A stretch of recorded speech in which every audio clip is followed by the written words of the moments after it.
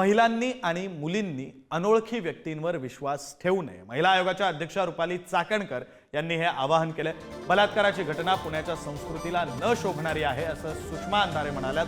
तर पुण्यात पोलिसांचा धाक राहिलेला नाही असंही सुषमा अंधारे म्हणाले.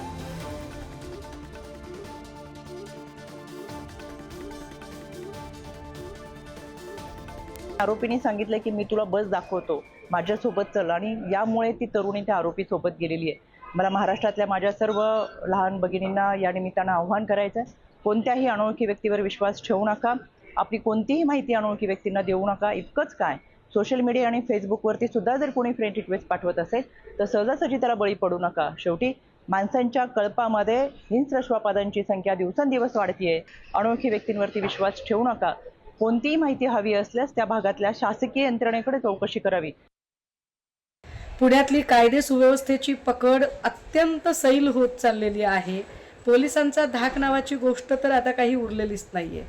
वारंवार हा प्रश्न उपस्थित केला जातो की पुण्यातल्या ज्या गर्दीच्या जागा आहेत, विशेषतः शाळा, कॉलेज, बसस्टँड आणि रेल्वे स्टेशन, इथे पोलिसांची अधिकची गस्त वाढवली पाहिजे.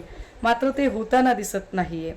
आजची घटना फक्त गंभीर नाही तर पुण्याच्या संस्कृतीला न शोभणारी आहे.